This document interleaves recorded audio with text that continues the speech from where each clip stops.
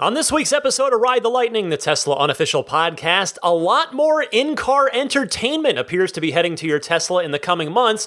Premium connectivity now comes with a price tag. More Cybertruck updates from Elon Musk, good news from Gigafactory 3 in Shanghai, and more.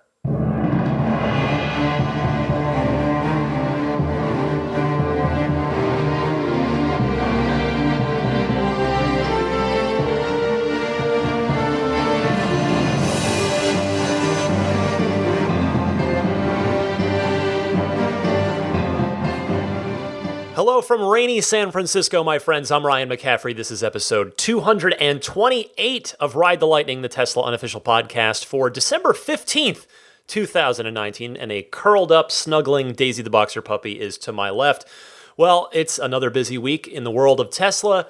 Last weekend, I had a wonderful time doing some Tesla stuff with the Silicon Valley Tesla Owners Group, a really great holiday party put on there. I want to thank Ann and John and the club leadership for putting together a fantastic event. It was really nice to sit around and just have a good time chatting with everybody, especially, this was the first time that I've been at any kind of public, like Tesla group thing since the Cybertruck unveil. So that was obviously a hot topic.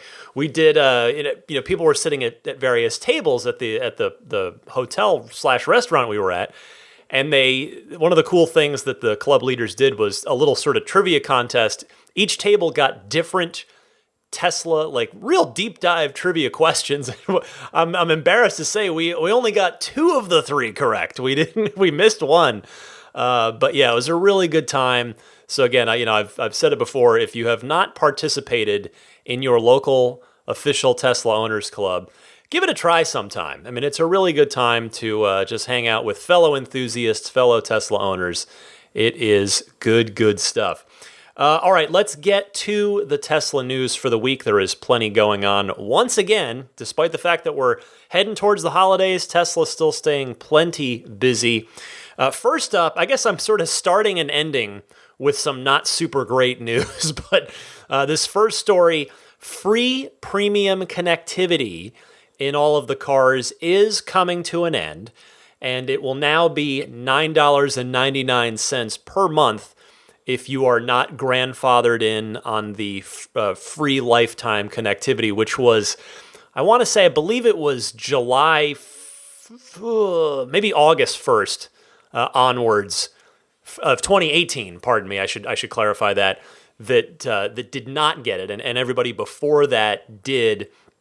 I was lucky enough I took delivery, I was July 29th, 2018, and I do have free premium connectivity. If you're not sure, number one, if you're not sure, you should have received an email from Tesla about it, but you can also log into your Tesla account and click on Manage next to your car in your account there, and it will show you on the right-hand side there if you have the free lifetime connectivity or not. It's kind of a bummer here, I think, that Tesla is not, at least currently, offering the $100 per year deal that they originally mentioned. Because if they were doing that, that would at least be a bit of a savings for people that are willing to prepay for the entire 12 months of the year. Instead, it's just the $10 per month option, which is obviously $20 more per year than that $100 a year deal that they had mentioned last year, back in 2018. So I really hope that Tesla does add that option soon. I mean, you certainly, you don't want to necessarily make everybody prepay for an entire year, but it would be nice to give people a little bit of a discount if they're willing to go ahead and prepay the entire year. But as a caller who called in this week, who unfortunately didn't identify himself, noted to me, if you do the back of the napkin math, just sort of looking at this, it's not great news for you if you have to pay, although, Tesla did warn us about this. But for as far as the health of the company goes, especially over time, if you do the back of the napkin math, this should end up being some pretty nice income for Tesla, particularly, again, over the years and months and years as the fleet continues to grow. I mean, there are, let's call it, as Daisy drinks some water behind me there, if you're wondering what that sound is, let's call it 500,000 Model 3s out there right now. It's roughly that. I think it's probably actually more, but hey, round number, 500,000. And let's say half of those are free for life, even though I think it's probably actually less than that. But so let's say even 200,000 people choose to pay the $10 per month. That's $2 million a month, $24 million a year. And that not only is, I'm intentionally trying to make that a conservative estimate, but that's also before the Model Y releases, and all of the Model Ys will, which by the way, as a reminder, will eventually outnumber the Model 3s, are going to be subject to this optional subscription package. Again, you don't have to pay it. If you're a Model 3, if you're, any Tesla owner, you don't have to pay. You get the streaming music, and you get your live traffic data. So you don't have to pay, but if you choose to do so, it's going to end up being a nice chunk of change for Tesla's books. Just again, especially as the years go on, it's just going to be more and more revenue over time for Tesla there. So that was the big bummer of a story for owners this past week is that the jig is up, and it is now going to be $10 a month for premium connectivity. However, more apps for the car are seemingly coming to the entire fleet, and not just more, a lot more. So this news comes via the white hat hacker in the Tesla community who goes by the username of Green the Only on Twitter. And Green the Only has found evidence in the Tesla firmware, in the software, that suggests HBO Go, HBO Now, Crunchyroll for you anime fans, Comedy Central, Twitch, Mixer, Monty Python. I actually didn't even know that they had their own sort of streaming portal / service. And Youku, Youku, which I had to look up, and that is a Chinese service. All of those were found by Green the Only in the Tesla code, and so they all appear to be on the way. It's clear to me. I mean, it was already clear, but this only really crystallizes it that the aforementioned premium connectivity plan is going to have a lot more value added to it over time in exchange for that monthly payment that you're now going to have to make. And this is also, of course, part of Tesla's long-term play with full self-driving. We know that Tesla is pretty well ahead of the curve when it comes to driver assistance technology and the race to full self-driving. And when Tesla does reach that point, both on the tech side and regulatory approval, what's going to happen is your Tesla is already, the day that happens, your Tesla will already be packed full of entertainment apps that you get to watch while your car drives you to your destination. So the thing about that is, even if other car companies manage to catch up in the technology department, and then they'll obviously need the regulatory approval as well, they're not going to have these apps. At least they're almost certainly not going to. So that means people are going to look at that and go, okay, well, which car with full self-driving technology do I want to buy? Obviously, Tesla makes its case in many, many ways, cost of ownership and the fun factor and all kinds of stuff. But just even on top of that, if you're just comparing apples to apples, you're just looking at full self-driving. Which one of these cars do I want to hang out in while it drives me to work every day? Well, guess what? Odds are you're going to choose a Tesla, because who wouldn't pick the super safe car that also has Netflix in it, has YouTube in it, has HBO Now in it, and et cetera, et cetera, et cetera. So that is going to be a big strength for Tesla as the search and quest for full self-driving continues and eventually comes to a close, and it happens. So we don't know when these apps will be rolling out. It's important to point that out. They were only found in the code. There's no timetable on that. It could be weeks. It could be months. But again, if Green the Only found them in there, there is a very high probability that they are going to be released for everybody eventually. Next up this week, Elon Musk continuing to talk Cybertruck. He took to Twitter and addressed the just sort of tweaks that are going to happen over time. He says, quote, "We can probably reduce the width by an inch and maybe reduce the length by 6+ inches without losing on utility or aesthetics. The minimum height is below 75 inches when the air suspension is set to low. We'll post the exact number soon." So he's just kind of he's basically saying through sheer engineering refinements, they can actually reduce the size of the vehicle, not much on the width, but a pretty meaningful amount on the length on what is already a very, very long vehicle without actually sacrificing the utility of it or the looks of the Cybertruck either. And now he also spoke to how much smaller the potential smaller Cybertruck might be that you remember Elon had suggested they might build somewhere further on down the road. He said, quote, "That will require a full redesign, but it would probably be about 73 inches or about 185 centimeters of width." So a good bit smaller. That's quite a difference from where the truck is at now. So, it sounds like that the smaller Cybertruck might not have just been an offhand comment. If you were thinking that, which, I think I've learned over time, things that Elon Musk says that sound like they're probably offhand comments, if anyone else says them, and even within the same context. With Elon, they tend not to be offhand comments. They tend to be things that really will happen. But again, what's interesting to me here is that the fact that Elon chose to post this suggests that he's clearly been thinking about it a bit. And that again leads me to wonder something I talked about one or two shows back is I wonder if Elon has been surprised at the reaction to the Cybertruck and specifically the reservation count.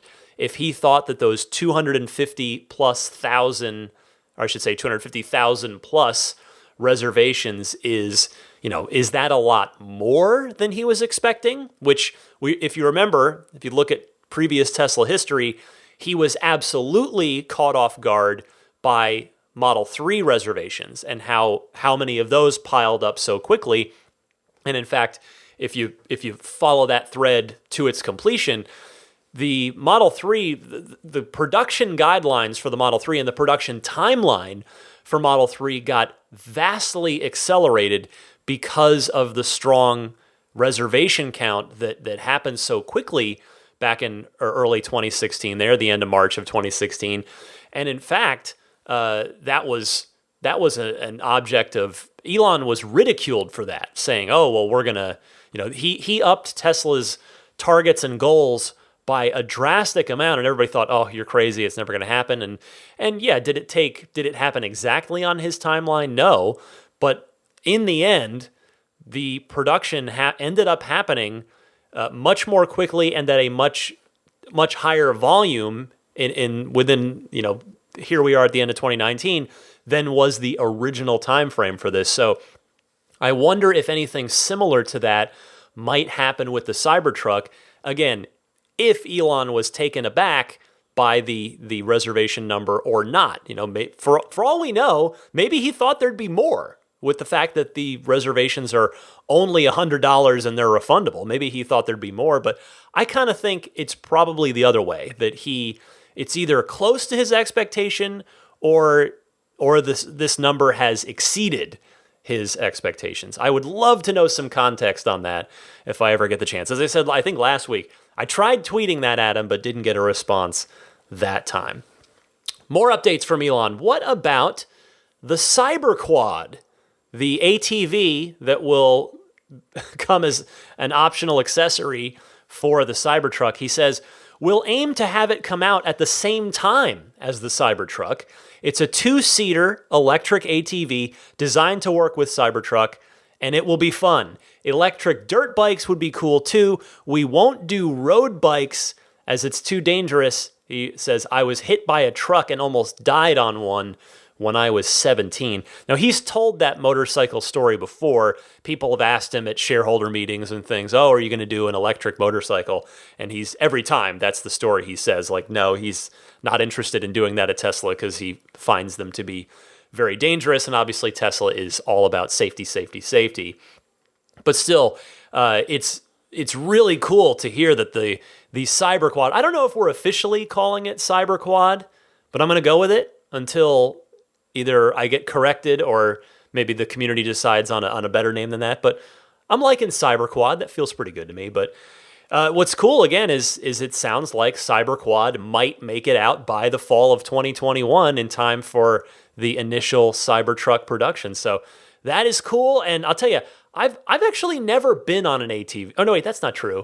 I got to do an ATV tour once in Hawaii, and it was super fun. Of course, those were, you're moving really slow on purpose. You're not doing any kind of jumps or anything crazy, but I'd love to ride the Cyberquad sometime. That would be super fun.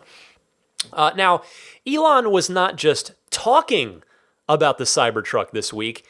He took it out for a drive. He was spotted by TMZ taking the Cybertruck to Nobu out in Malibu for dinner last weekend, which, if you're not familiar with Nobu, it is one of the most famous celebrity-packed restaurants around. There's a Nobu in New York City that gets a lot of well-known clientele, a lot of celebrity clientele there, and clearly this Malibu one does as well. The Cybertruck was parked out front the entire time. The valet doesn't get to jump in the Cybertruck and go park it around the back. No, the Cybertruck was parked right out in front of Nobu the entire time. And if you're curious, yes, it was guarded by Tesla handlers the entire time while Elon ate dinner. And it's interesting. Elon obviously wanted to be seen, because if he wanted to just kind of sneak in for an incognito dinner at Nobu, he would have brought a Model S or maybe the Performance Model 3 that he drives sometimes.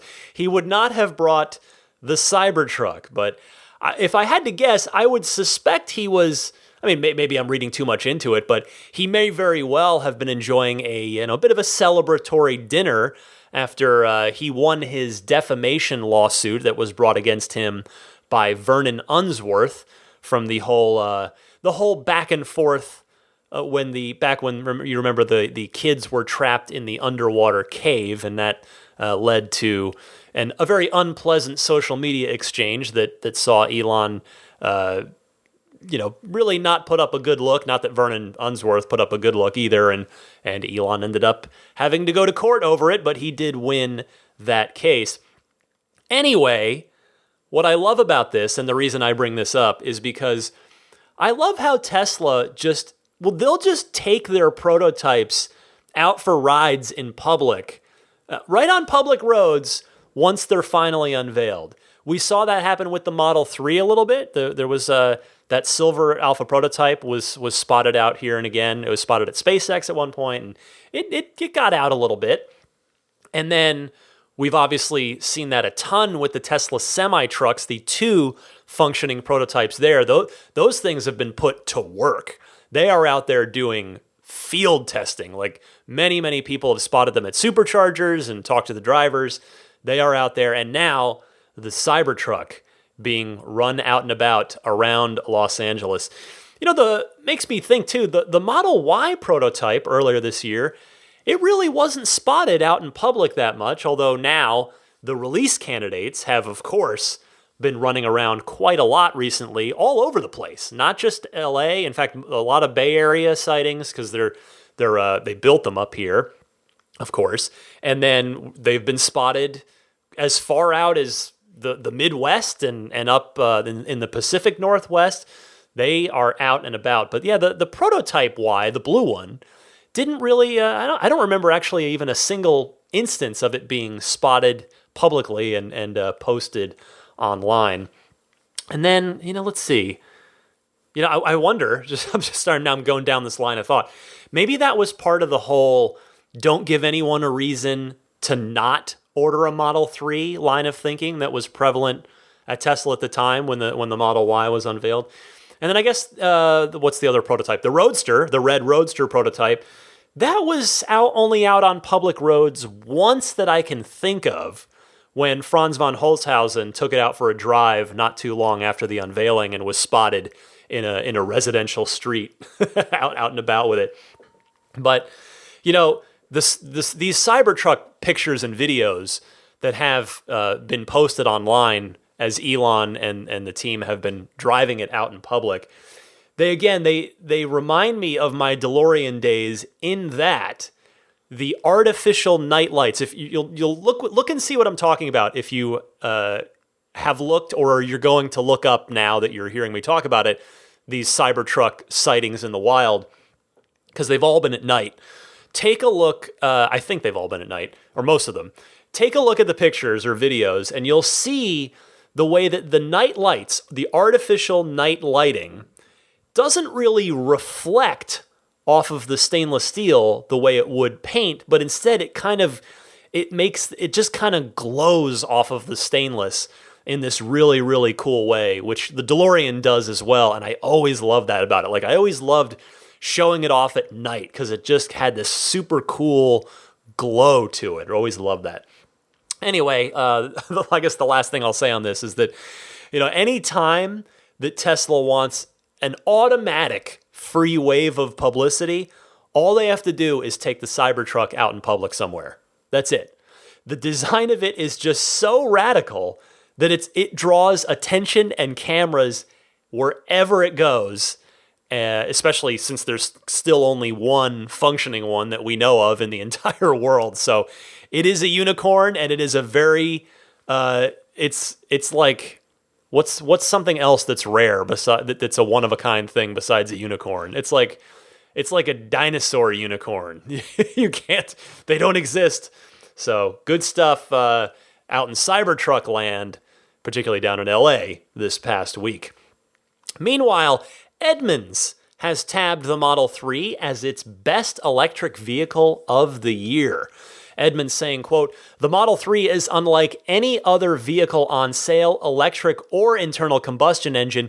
Its features, technology, price, and driving dynamics make it an impossible force to ignore." In the gaming world, we would say, put that on the box. Of course, cars don't come in boxes. Put that on the box. And the Model 3, Edmunds, Model 3 is an impossible force to ignore. So wanted to pass that along. Great to see another accolade from a very respected publication in Edmunds. So congratulations to the entire Model 3 team. I'm sure some of you are listening to this podcast. Meanwhile, at Gigafactory 3 in Shanghai, they have received all the regulatory approvals. They have the green light. They're not only building cars, they are delivering made in China Model 3s, and car carriers have been spotted heading out of the Gigafactory 3, loaded up with Model 3s, ready for those deliveries. So that is just wonderful, fantastic news. And Tesla, they did it. They did it. And not only Tesla, but everybody in China that worked like heck to build that factory so quickly. I mean, it's December and they are delivering cars. 1 year ago, it was a mud patch. It was nothing. It was a field. And now they are delivering made in China Model 3s. That is just unbelievable. Now, on a related note, Reuters, via Teslarati, hat tip to Teslarati, reports that Tesla will be increasing prices on the long-range dual motor and on the performance Model 3s in China, because those cars have to be imported from the Fremont factory here in the United States. And I guess it does make sense, really, because Tesla wants customers in China to buy the made in China versions because it's cheaper for Tesla to make those, and thus profits are higher on those vehicles.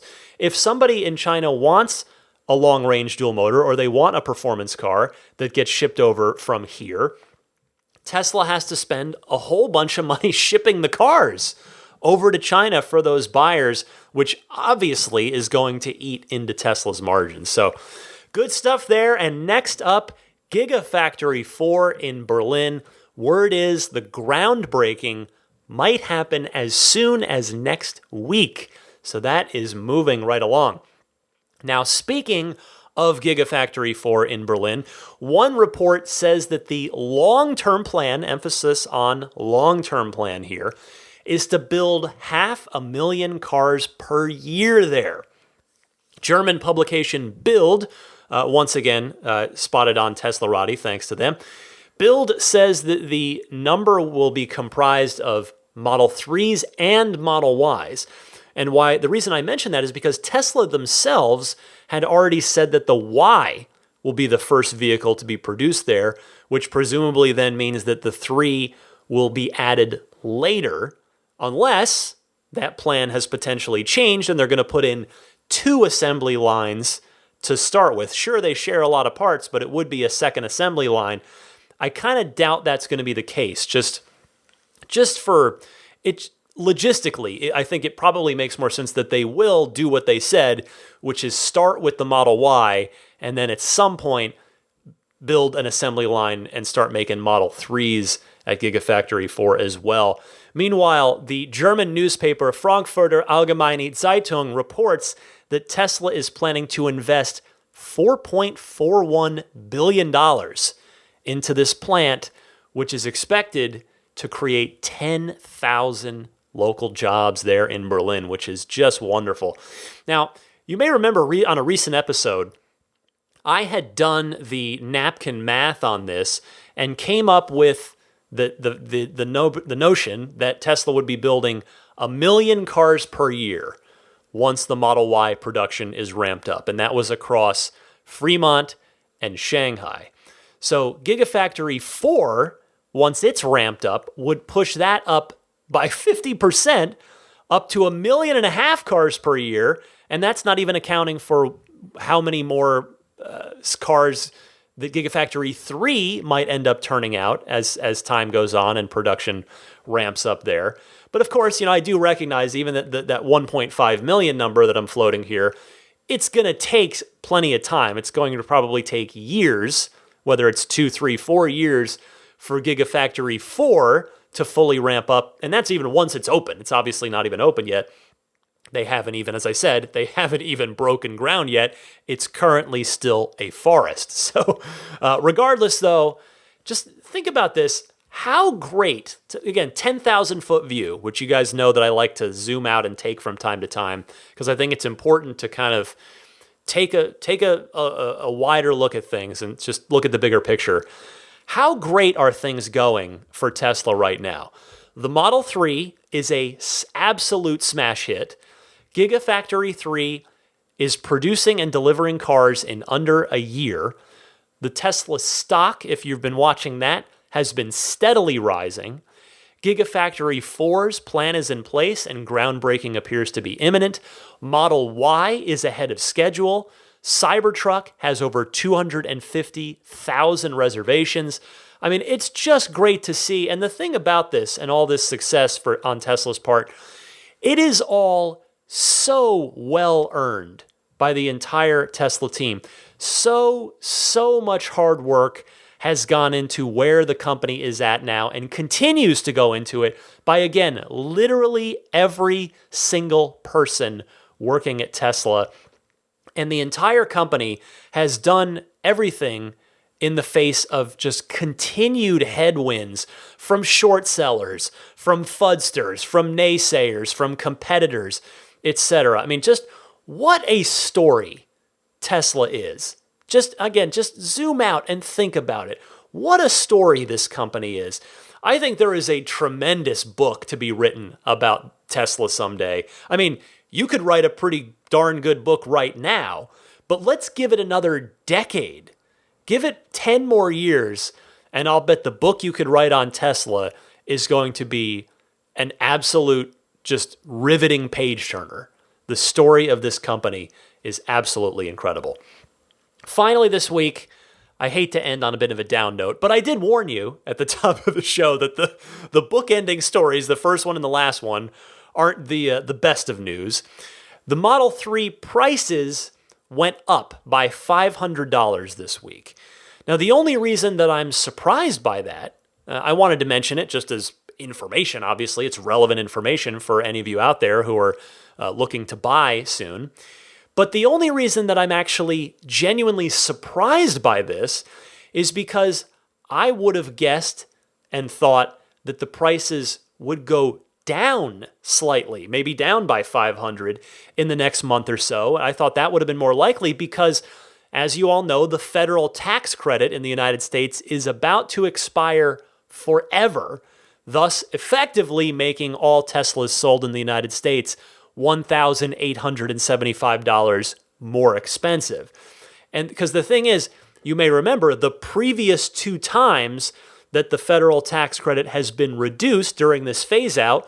So this was Q1 and then the beginning of Q3. So January and July, Tesla lowered the prices of the cars a little bit to help offset that for buyers. We are not getting that this time, at least not as of now. We're getting a $500 price increase. So, I guess this is it for price decreases for the time being.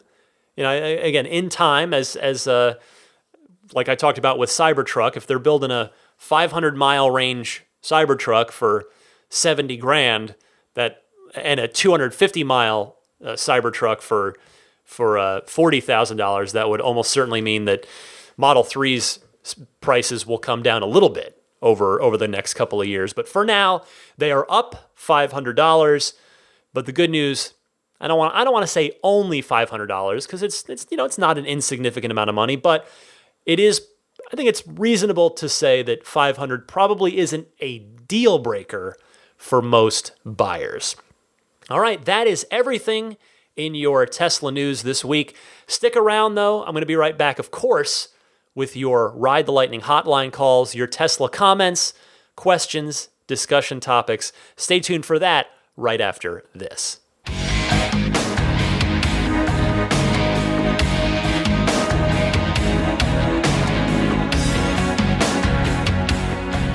Now, real quick, before I start the Ride the Lightning hotline, I just want to spread a little holiday cheer towards Abstract Ocean. My friends over there, abstractocean.com. Fantastic site for Tesla accessories.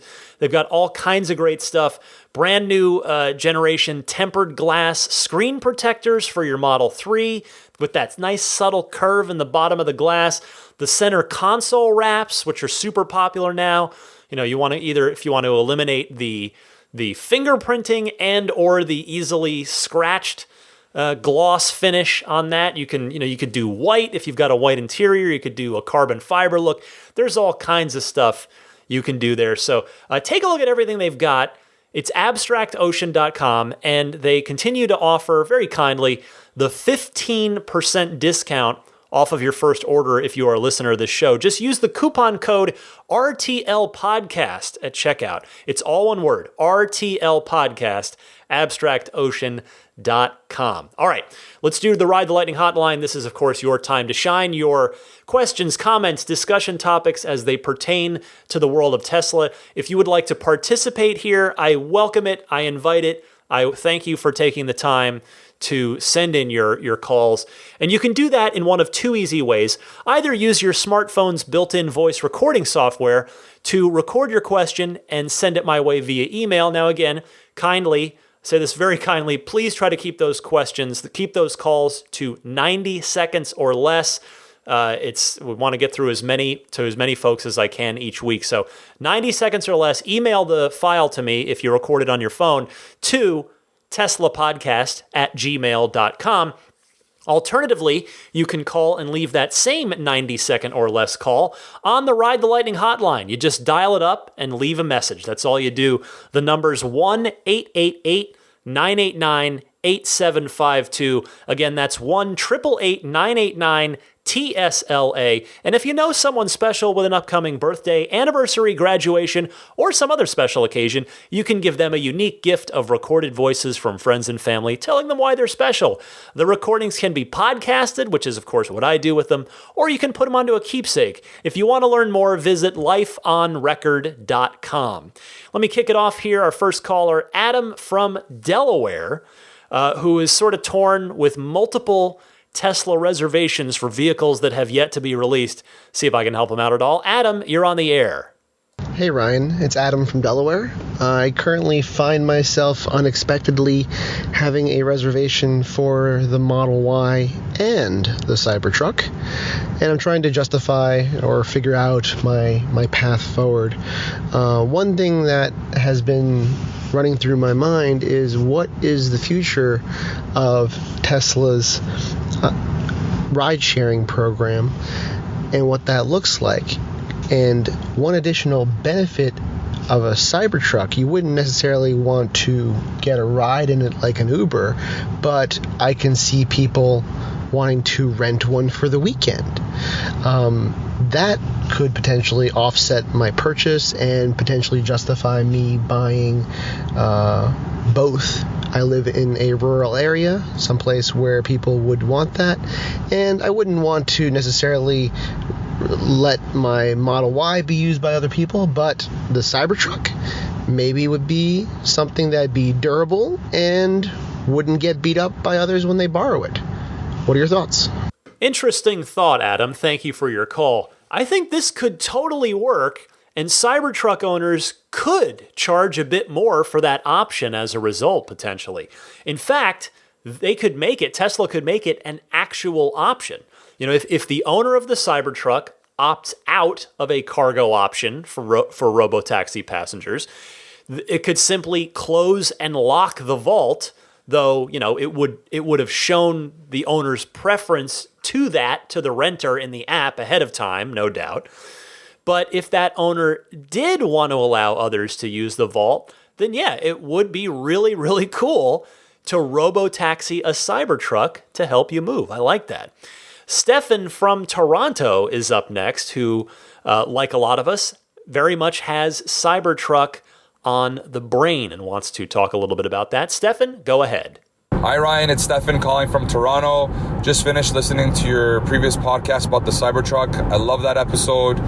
Just like everyone else, totally dumbfounded and shocked by what I was seeing on stage, and then eventually really got into it. I can't stop thinking about the Cybertruck, and it just keeps making me rethink what my preferences are in life. But anyway, I just wanted to call around one of the comments that were made about the range and the payload. And I'm just wondering, I don't recall seeing any of the other product unveils having a plus sign next to the range for the specs. So I'm just wondering, do you think it's possible that Tesla is indicating what the attempted range or what the intended range would be with a payload, and that the plus sign might indicate, you know, an extra amount of range that we can get without a payload? Just wondering what your thoughts are. I have a feeling that might be the case because they just want to stick to their word and not have any scrutiny around it. So, just thought I'd make that comment. Thanks for the podcast. Have a great day. Good eye there, Stefan. My thinking is similar to yours, but not identical. I think the plus sign is indicating that the final production truck may be able to tow more and or carry more. In other words, the number that they're giving now is the minimum that they're promising. And that's the beauty part of Tesla prototypes, is that they are prototypes, not concept cars. Big difference. In almost every way, the production cars for Tesla have typically been better than the prototypes that they are initially based on, which is, of course, what terrifies me in the very, very best of ways about the Roadster. If the final production car, which you heard Franz say in my interview with him, what was that, like a month and a half ago, that the final car is going to be significant, going to be better than the prototype. Will from Ancaster is up next and had a solution to the caller that was asking about a car wash mode on last week's show. Will, go ahead. Hey, Ryan. Just a couple of quick points. It's Will Stedman from Ancaster. I was just listening to this week's episode, and just an answer to the car wash mode thing. You can actually put your car in tow mode, and that will enable it free-rolling so that you can get out of the car and allow your car to go through one of the car washes where they require the car to be unattended. So it's not officially a car wash mode, but it is tow mode, and then when you're done, obviously put it back in there. The second thing, I'm not 100% sure. I think it was last week's episode that you were talking about the winter kit. The first time you brought it up, anyway, for Canadian residents. I'm not 100% sure if you specified that was only for Model 3 or not, but when I took my X in for some maintenance work this week, I asked about it for the X and for my F as well, and they advised that was only an option for the Model 3. So just in case that wasn't previously mentioned, just thought might want to let you know so that you can advise everybody else. Anyway, great podcast. Looking forward to the Cybertruck. See ya. Bye. Hey, Will, my apologies if I did not specify Model 3 when I was doing that winter weatherproofing kit story up from Canada there. I did mean to say that. I hope I did, but nevertheless, I appreciate your clarification. Also, thank you for that workaround for car wash mode, because yes, indeed, having recently had to use the tow mode for the first time ever, you reminded me about that. And yes, tow mode should indeed work for a touchless automatic car wash. Thank you very much for that. And I just wanted to shout out too, on a similar note, Ron from Nashville called in about this and suggested maybe trying the waterless car wash sprays as an alternative for those winter times as well. So thanks, Ron, in addition to Will, for those suggestions. Eric from Vermont talking Cybertruck, specifically the top portion of it. Go ahead, Eric. Hey, Ryan. This is Eric from Vermont. Just wanted to talk Cybertruck and whether it has a roof rack. I didn't see any pictures. That's really useful for contractors, who put ladders on top of their trucks and pipes and wood. That's something that's a must-have. The other thing is if this truck can handle plowing driveways, and the air suspension would work well because of the weight of the plow. But can the frame take all that forces that, when plows hit snowbanks and stuff? That would be good to know, and how the exoskeleton would sort of deal with being able to have a crumple zone and also be tough enough for plowing in the winters. There's also, potentially when autonomous driving takes hold, there's, having autonomous plows would kind of be a cool thing to see come to fruition. So anyway, those are some thoughts I had, and thanks for a great podcast. Bye. Hey, Eric, I suppose a suction cup roof rack could work on the Cybertruck. It'd be angled down, obviously. There's no real getting around that. But I know that prior to Tesla releasing an official roof rack for the Model 3, people were using suction cup-based racks to carry stuff up there. As for plowing, I certainly obviously don't know, but I would bet lunch that yes, a Cybertruck could handle snow plowing duties really, really well. I mean, as you noted, the dynamic air suspension would really help with that. And I think the stainless steel exoskeleton would be a strength there too. And you wouldn't have to really worry about any thermal buildup, like any sort of heat, like overheating an engine or anything with having a big plow in the front of the thing. No concern there. So cheers, Eric. Michael from Millbrae is up next and has an issue. He's noticing a problem with scheduled departure charging. Michael, you're on the air. Hey Ryan, it's Michael from Millbrae. I wanted to chat a little bit about the new scheduled departure mode for charging in the cars that was added in a recent software update. I turned that on as soon as I got the update, thinking that would be a great thing to use. But I'm noticing that sometimes my car actually starts charging the night before while my energy is still on peak usage. At one point it started as early as 8 in the evening, even though I have the departure scheduled for the next morning. I'm wondering if that's something that is affecting other people.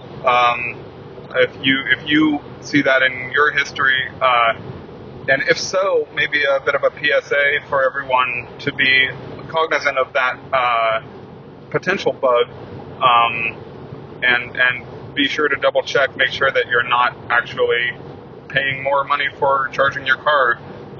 Hopefully they'll get this worked out soon, but in the meantime, worth a double check to make sure that you aren't paying peak rates to charge your car. Take care. Bye. Great to hear from you, Michael. And I have heard this from other people. In fact, I experienced this myself last weekend.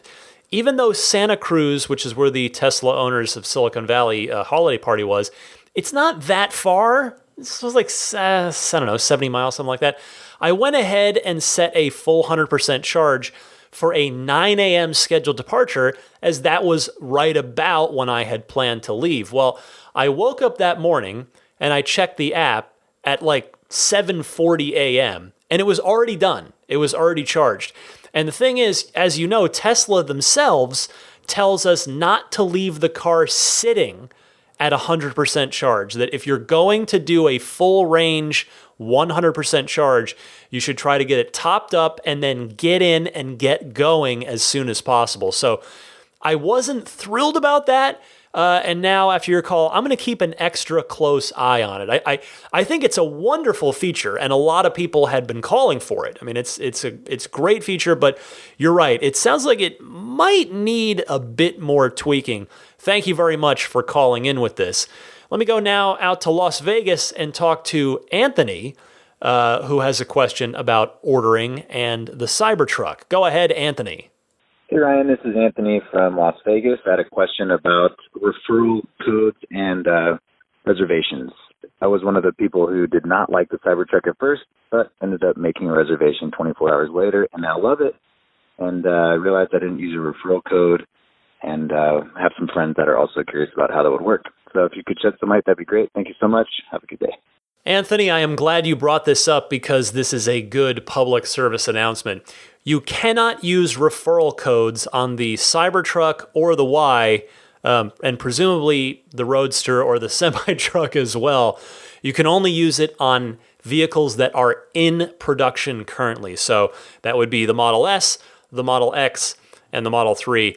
I'm sorry to be the bearer of bad news on that, but that is the case with regard to, the differences between pre-orders / reservations and cars that you can order for delivery right now. Stephen from Melbourne in Australia wants to talk Cybertruck as well. So let's talk to Stephen. Hi Ryan, Stephen from Melbourne, Australia here. Just on the Cybertruck unveiling, when that thing first popped up on stage, I didn't know what to think. It was everything Musk said it was going to be, how it looked and what it did. But it didn't sit well with me with thinking the general truck market would be interested in it. Now, going on a week from then, there's 250,000 pre-orders, me being one of it. I really hope this thing is a smash hit. My only downside is I've just realised that it's slightly too long to get into my garage, which I'll have to work on something, maybe some renovations. But Musk did say that in the future he could possibly be building a smaller version of it. Now that would be awesome for forward driving and camping and stuff like that, where you don't need such a big truck or an APC. Anyway, the looks have grown on me. I reckon it's going to be amazing. Too bad about that shattered glass demo, but things happen. I'm sure that's just going to get the guys to improve it a lot better. And I'm looking forward to 2022 or probably 2024, 2025 by the time it comes to Australia. So yeah, all good. Catch you on. I agree with you, Stephen, in that I do think that of the many things that will come out of the Cybertruck unveiling for Tesla, one of them is that the glass is probably going to be improved some more and be even better by the time it gets put into a production truck that lives in your garage. I wish you the best with sorting out your garage situation. If you've been listening for any length of time, you know that I can very much relate to that. And I hope that you are able to take delivery relatively soon. I mean, my realistic guess, and this is certainly a guess, I should clarify, but just based on how the Model 3 has gone and getting those down to Australia, hopefully late 2022, or if you ordered a tri-motor, maybe late I guess single motor, I should say, now that that's flipped. The single motor might be 2023 for you. So we'll see. Hopefully not too long. Jacob from Orlando is interested in the Cybertruck and wants to compare it. Or actually, sorry, he has a question about it compared to another Tesla. Go ahead, Jacob. Hi, Ryan. This is Jacob calling from Orlando, Florida. I'm calling in about your request for comments on the Tesla Cybertruck. Me and my brother-in-law have been talking a lot about it recently, and we are particularly interested in the $40,000 model that begins $39,900. And we're wondering about how they might have made that a $40,000 model with the cheapest Model 3 model being $38,500. We want to really know maybe what your comment is on how they might have done that production-wise. We're very confused, to be honest, as to how they might have actually accomplished that. Thank you. Bye. Well, it's a few things, Jacob. One, it's battery technology advancement. Tesla continues to drive their cost per kilowatt hour down, and the $40,000 base price of the Cybertruck is almost certainly factoring in the next 2 years' worth of that before the truck enters production. Two, it's the stainless steel body. Stainless is relatively cheap, and the trucks don't have to go through a paint shop, so that saves a lot of time and some money. And three, the assembly process is much simpler and thus cheaper, not just because of the lack of paint, but because the truck is just folded together. So all of that together is what seemingly is making this fairly crazy low price point on the Cybertruck possible. Excellent call there, Jacob. Thank you so much. 2 more calls this week. Kyle has been a Tesla fan for a while, but the Cybertruck was, well, it had a particular effect on him. Let's talk to Kyle. How's it going, Ryan? My name is Kyle. I just started listening to your podcast for the Cybertruck episode, and I've been a Tesla fan for a long time, but I didn't really have a Tesla out there that really fit my needs. So I've been planning on getting a Jeep Wrangler for a while now, and then I saw the Cybertruck, and it took me, I think, all of 10 minutes to go from, I don't know if I like that, to pre-ordering it basically as soon as Tesla tweeted the link to do so. So I got a pretty early pre-order, and I'm really excited about it. I do a lot of outdoor photography and professional video photography work, and I think for me, one of the biggest things that I like is not only will I be able to take it off-road for those kind of jobs, but I can lock the camera gear into the vault in the back and not have to worry about people getting to my gear or seeing the camera equipment in my back window or anything like that. I think this is going to end up being the perfect vehicle for me, and just really excited about it. So I pre-ordered the dual motor with full autonomous. Welcome to the podcast, Kyle, and hey, congratulations on your order. Yes, indeed, with all of the valuable and sensitive gear that you've got in your line of work, it sounds like the Cybertruck's features are absolute music to your ears. I hope your wait's going to be a relatively short one. Trust me from experience, your 2-year wait will both go by fast, but also somehow, paradoxically, simultaneously, feel excruciatingly long. So buckle up. Try not to think too much about it, but you've got time to get everything planned out for your garage and your charging and your finances and all that stuff. Last call this week, last and certainly not least, Alex from Orlando wants to talk about renting Teslas. Go ahead, Alex. Hey, Ryan. This is Alex from sunny Orlando, Florida. I'm actually out on a work trip in Louisiana and driving up through Birmingham and over to Little Rock this week. So I'm doing a lot of driving in a rental car, and I sure miss my Model 3, that's for sure.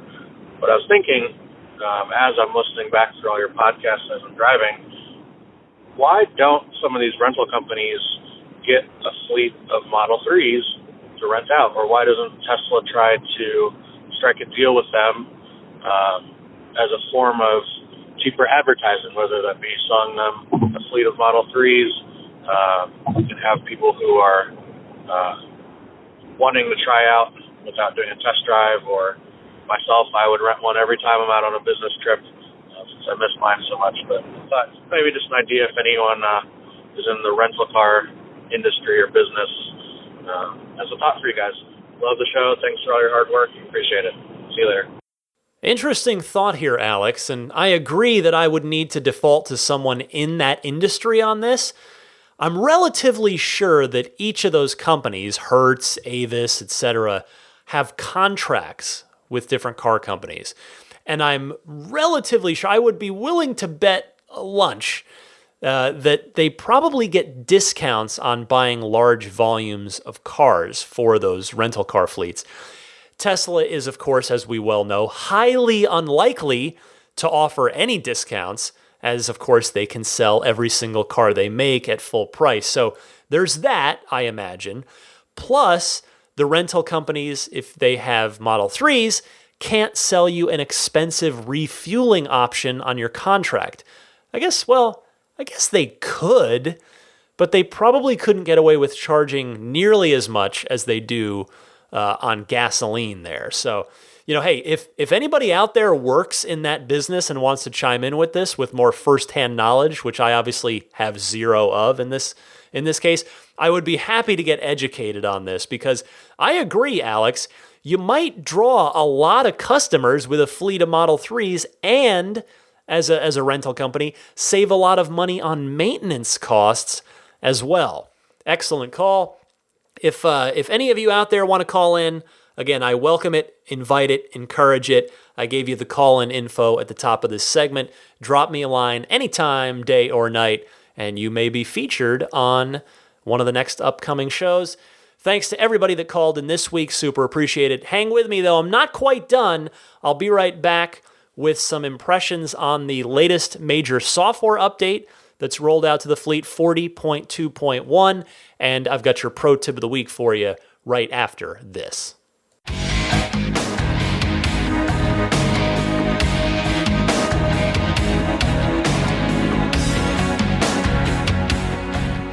Well, as I come to the home stretch of this week's episode, as I mentioned a moment ago, version 40.2.1 is rolling out to the fleet, and with it a couple of significant things.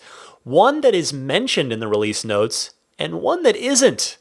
The one that is, which is the neural net-powered automatic windshield wiper setting, I have to say, I have gotten pretty substantial use out of that this week, because it has been raining almost all week here in San Francisco.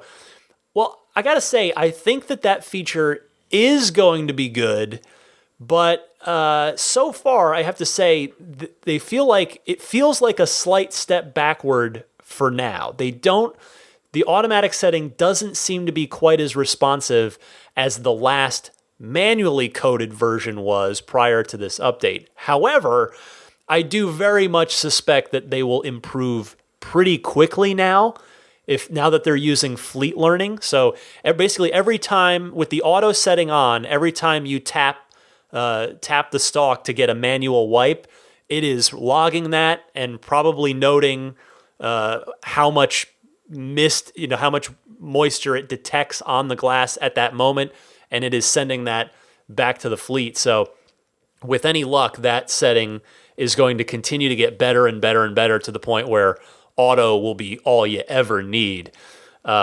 Second, the thing that's not mentioned in the release notes that's awesome is faster automatic lane changes. Now, again, I I have the lane change confirmation turned on.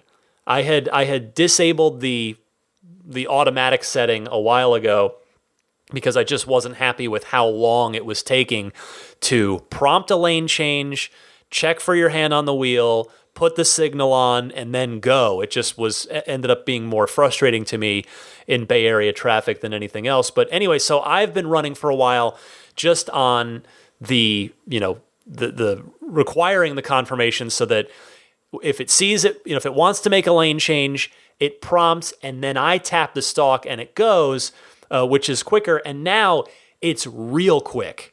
It's like impressively quick. So when the car prompts for a lane change now, and I tap that stalk to accept it, it just makes the lane change immediately. It goes right away, which it's very confident. It's really fantastic. This is a super nice change and obvious. And the first time it did it, I was like, whoa, that's different. Like, it's very noticeable, very cool stuff there. So great work by the Autopilot team.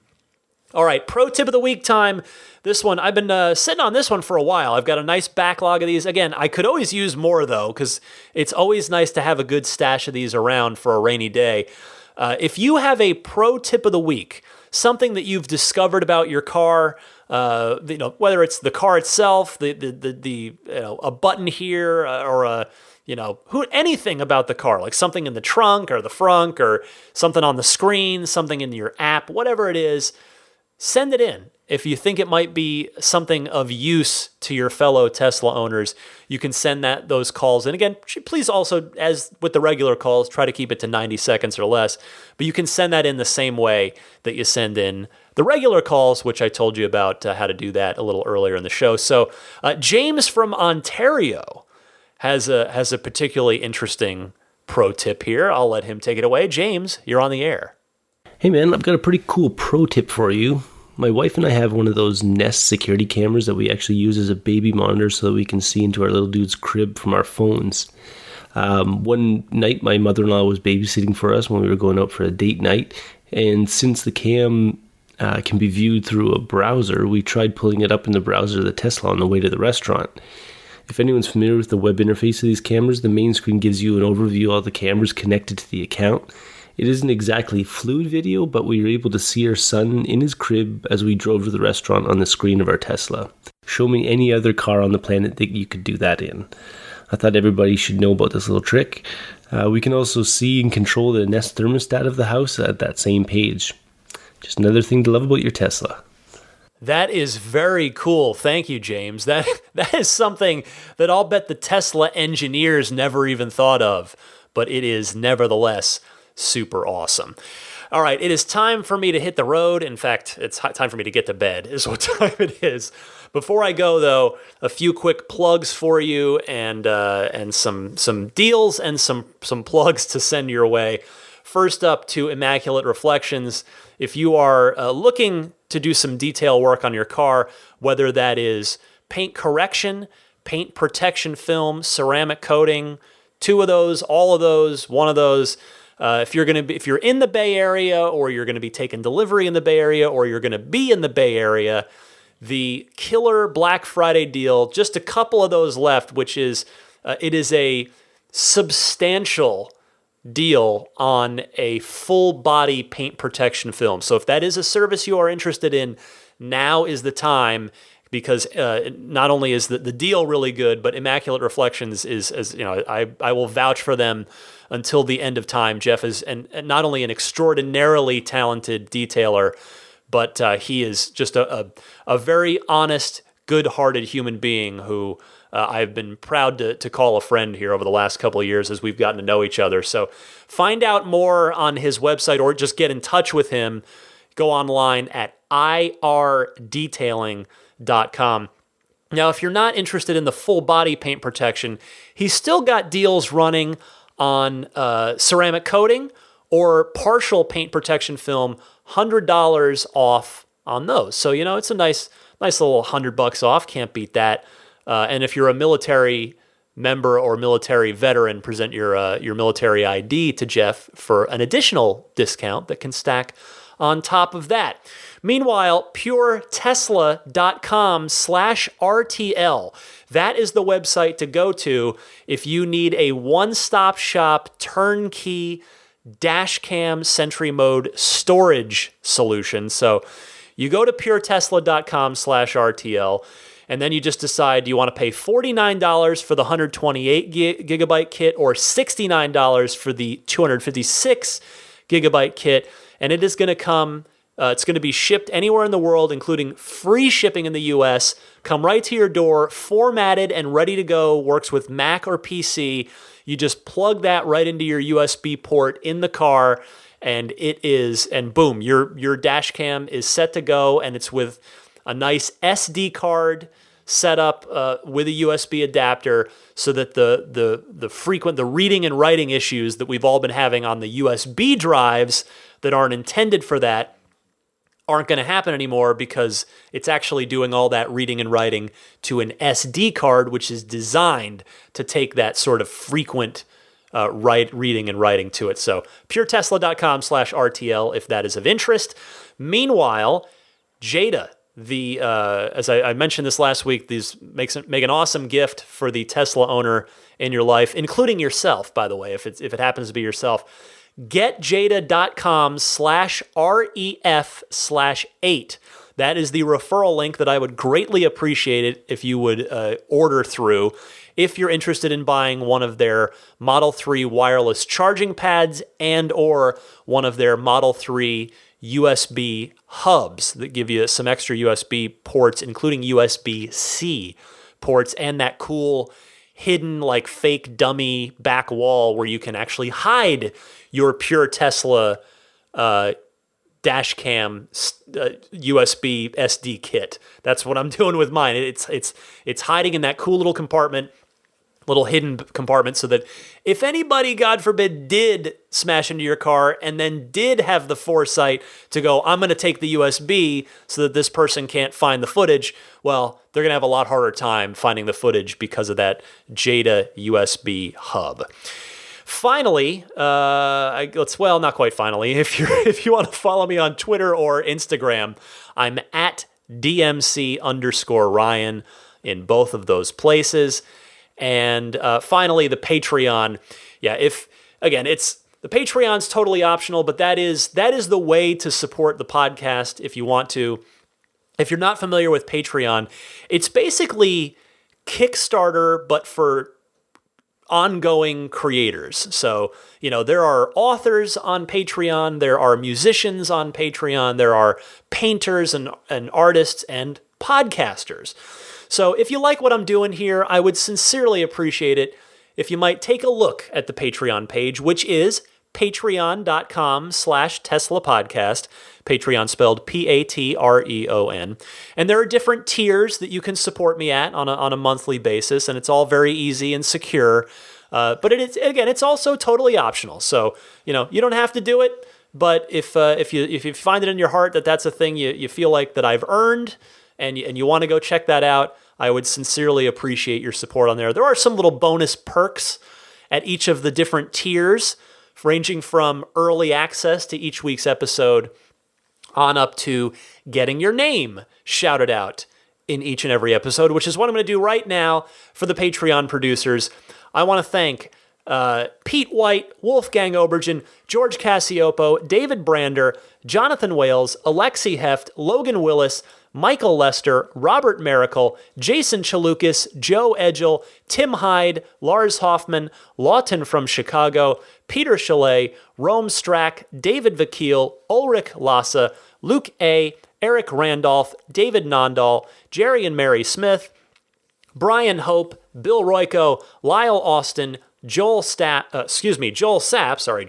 Dory and Steve Guberman, Michael Waddle, Daniel Grummer, Jeremy Harris, Tesla Owners Taiwan, Rob Brewer, Ron Lee, Chris Konesnik, John Cody, Matthew Wright, Aaron Appleby, Charlie Gillespie, Kaz Barnes, Neil Weaver, David Perella, Sunil Joseph, Dennis Peak, Scott Gillis, Will Stedman, Evie Tricity UK, Stig Mickey Jensen, Jeff Angwin, Chase Cabanillas, Richard Folkers, Matt Kalin, and Trenton from Myrtle Beach. Thank you all so very, very much for your continued support, particularly at the producer tier, because that really goes a long way. That makes a big difference.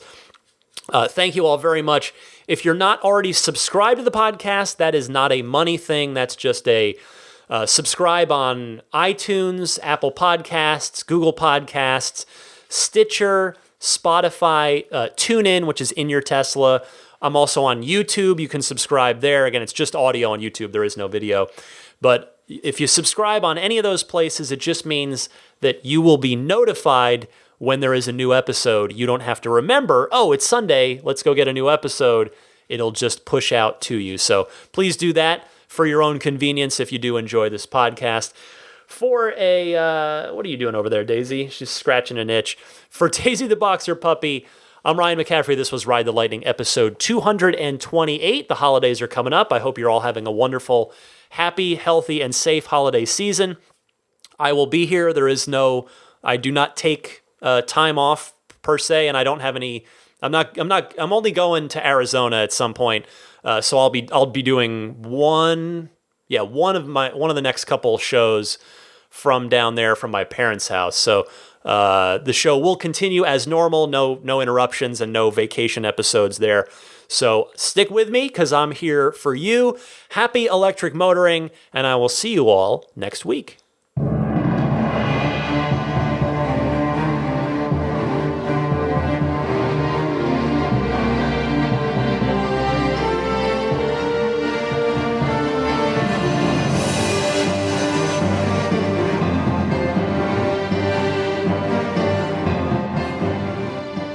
I mean, I think a Tesla is the most fun thing you could possibly buy ever.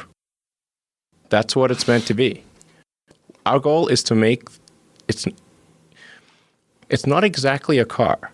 It's actually a thing to maximize enjoyment. It's maximum fun.